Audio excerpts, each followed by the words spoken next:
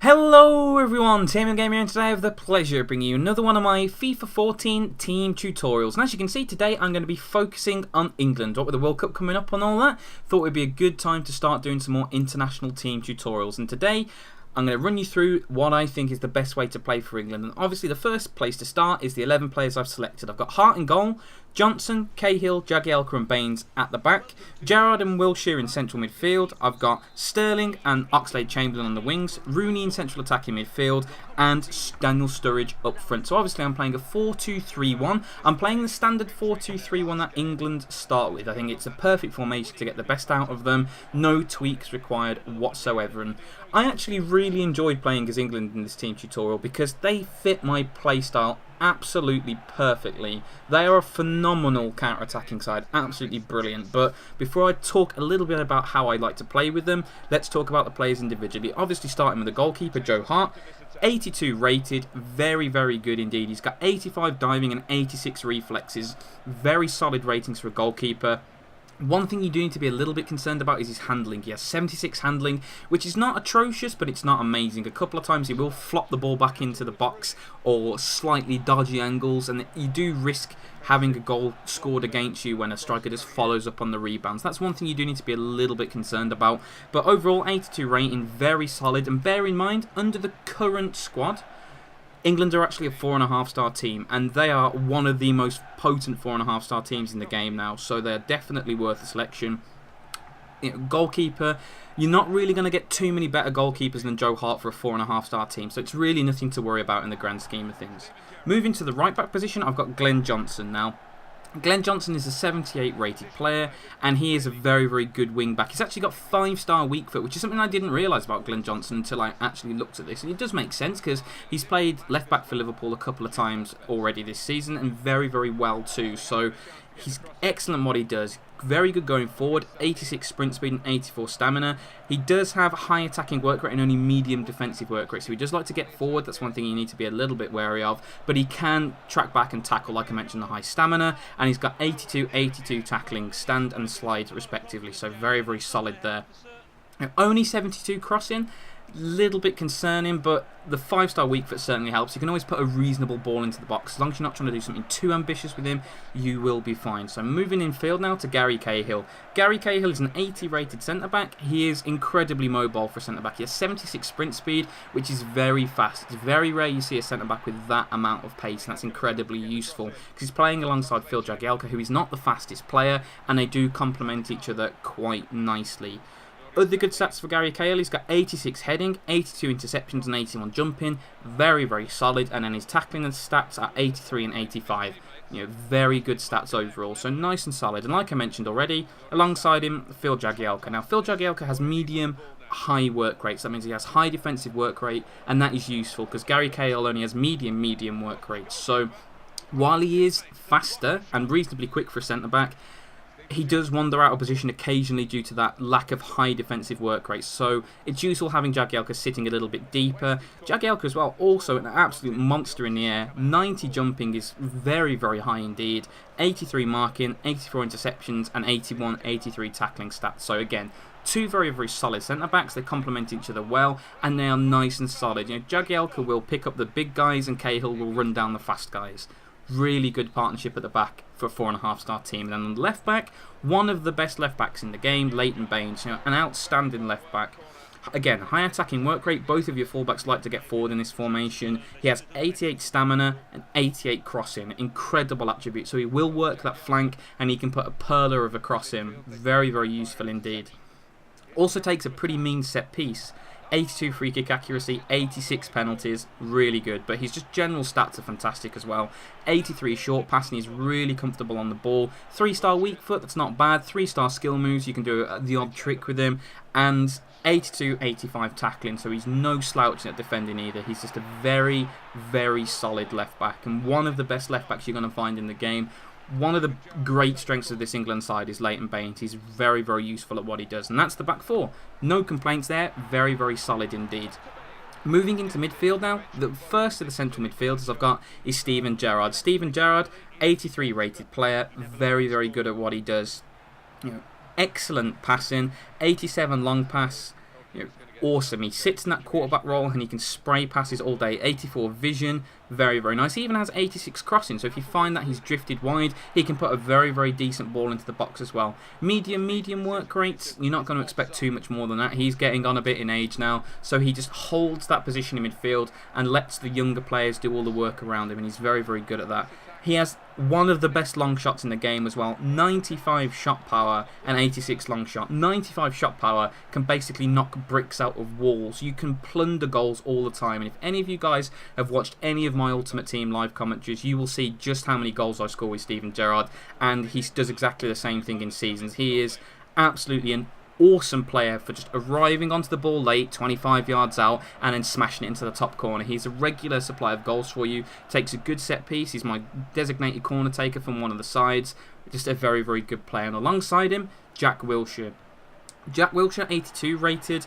High attacking work rate again. This is a common theme. You see a lot of players in this team with high attacking work rate.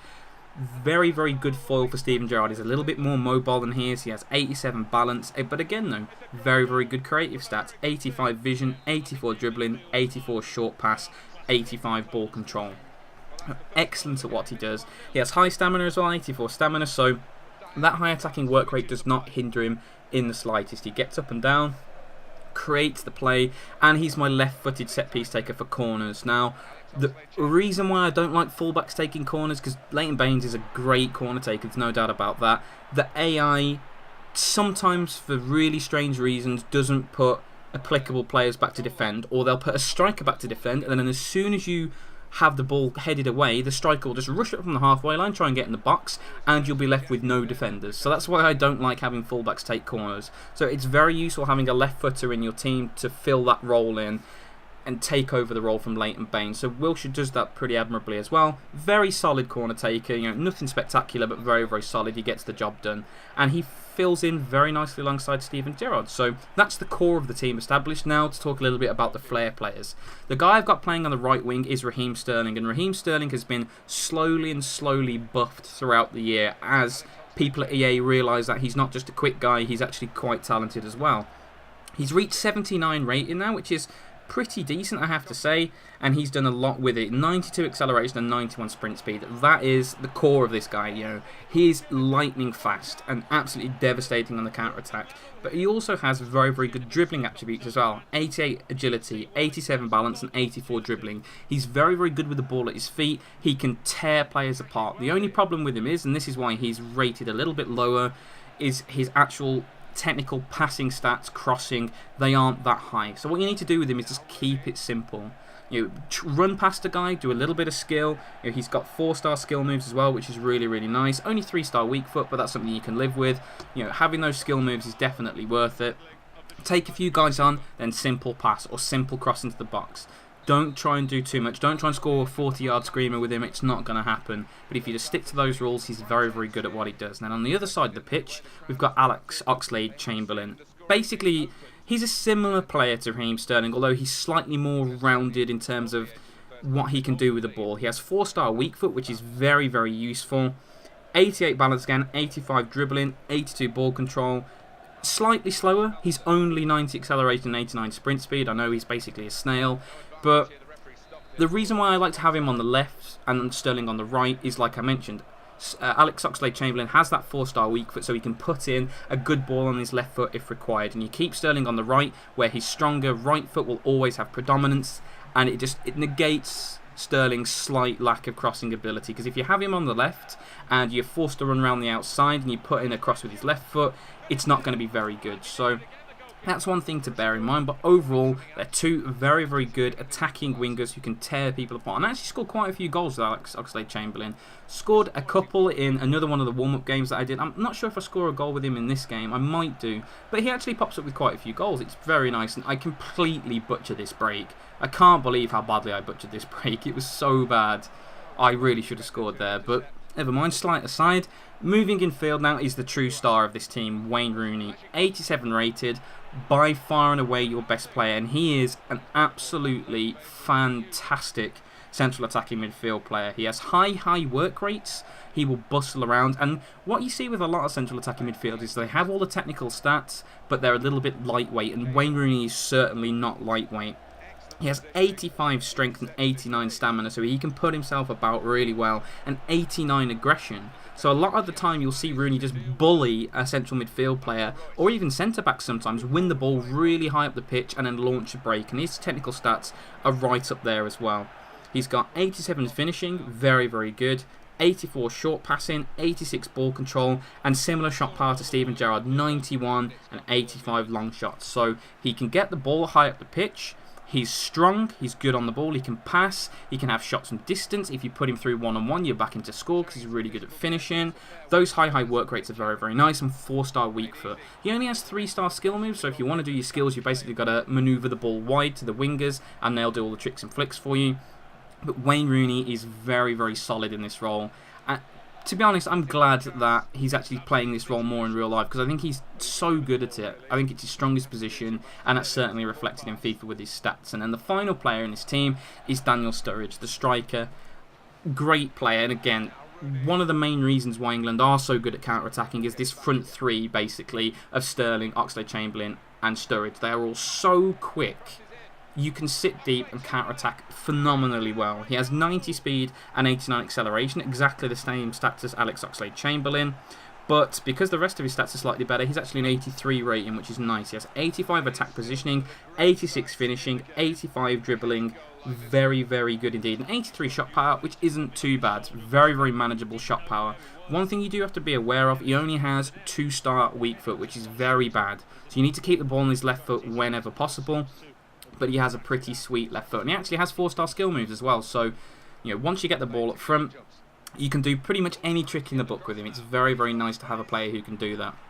And that rounds out the starting 11. The good thing with England as well, they've got a lot of players on the bench who can compete. Players like Adam Lallana, you know, very highly rated. You've got Frank Lampard as an 80, so if you wanted to have him in for a little bit more stability and passing in the midfield instead of like manoeuvrability of Wilshere, you could go that way, but I still prefer Jack Wilshere alongside Steven Gerrard. Now that's the first 11 talked about, let's talk about how to play with England. I've already touched on it a little bit already, but in my opinion, England are one of the finest counter-attacking sides in the game. And the reason why this is, they have so many high attacking work rate players, and they have a lot of players who are very good at passing in the middle of the field. So what I like to do is I like to play defensive counter-attacking with England, and I like to play defensive counter-attacking with basically every team I play, but this is just the team where it works so well. You sit deep, and as soon as you win the ball, you just pop it to Gerrard or Wilshere. Both fullbacks steam down the wing. You've got Oxlade-Chamberlain and Sterling who steam down the wing. You've got Rooney who will bustle and hustle all day. He'll run back and win the ball, then he'll storm forward. And then you've got Sturridge, who's always a willing runner in the channel. And if you're watching the gameplay in the background, you can see how I create my chances. You know, I win the ball, it's little gives and goes. It's get the ball wide, stretch the pitch, and then try and get runners in behind. And it's such an effective way to play.